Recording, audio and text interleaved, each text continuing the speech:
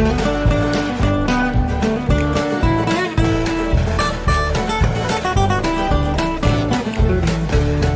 kasih Bapa. Kami hampiri Engkau, bersihkan darah Yesus. Firman-Mu menguduskan kami, agar kami layak ada di hadirat-Mu, diberkati, dipelihara, dibela, diampuni, disucikan, dan dikuduskan.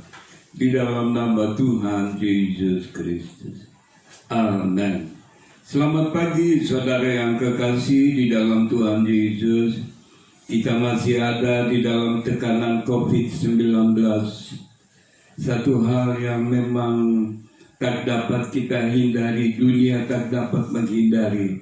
Sebab itu mari kita berlindung di dalam firman Tuhan. Saudara yang kekasih, saya ingin berbicara mengenai satu tema, penyakit dan dosa versus kekudusan dan kesembuhan. Kita baca di dalam Matius pasalnya yang ke-9 ayat 1, 2, 6, dan 7. Firman Tuhan berkata demikian. Sesudah itu naiklah Yesus ke dalam perahu, lalu menyeberang, kemudian sampailah ia ke kotanya. Maka dibawalah kepadanya seorang yang lumpuh terbaring di tempat tidurnya. Ketika Yesus melihat iman mereka, berkatalah ia kepada orang itu, percayalah hai anakku, dosamu sudah diampuni. Tetapi supaya kamu tahu bahwa di dunia ini anak manusia berkuasa mengampuni dosa. Lalu berkatalah ia kepada orang lumpuh itu, bangunlah, angkatlah tempat tidurmu, dan pulanglah ke rumahmu. Dan orang itu pun bangun lalu pulang. Nah saudara yang kekasih di dalam Tuhan Yesus, orang ini lumpuh. Orang ini lumpuh dan sakit. Kita tidak tahu apa sebabnya ia lumpuh, saudara. Apa sebabnya ia terbaring dalam kelumpuhan. Tetapi kita ketahui ketika Tuhan Yesus berkata, hai anakku, jangan takut, dosamu sudah diampuni. Dan karena itu bangunlah, angkatlah tempat tidurmu, dan pulanglah. Nah saudara, seketika itu pun juga orang itu pun bangun lalu pulang. Saudara melihat, ketika orang ini memperoleh pengampunan dosa, maka ia beroleh kesembuhan. Beroleh pengampunan dosa, beroleh kesembuhan. Saudara yang kekasih, dosa membawa orang masuk ke dalam penyakit, terikat ke dalam penyakit. Di dalam Yohanes pasal 5 ayat 14, ada seorang yang disembuhkan di kolam Bethesda 38 tahun.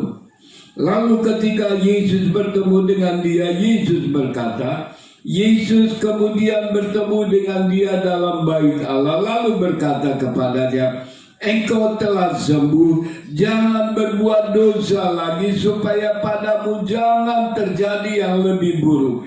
Saudara yang kekasih di dalam Tuhan Yesus Kristus, dosa membawa kepada penyakit, kehancuran kesehatan.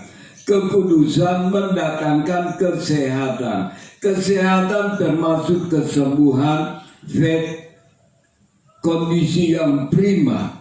Nah, sebab itu kalau kita melihat saudara, dosa dan penyakit versus kekudusan dan kesembuhan, biarlah ketika saat ini COVID masih menjadi ancaman, mari kita benahi hidup kerohanian kita. Hiduplah dengan takut kepada Tuhan, mengasihi Tuhan Yesus dan membenci dosa. Maka kita terpelihara hidup tanpa rasa takut.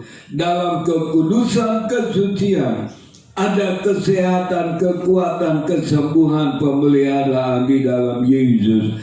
Tuhan memberkati kita di hari yang baru. Terima kasih Bapa Surgawi. Ampunilah kekurangan, kelemahan, salah dan dosa kami.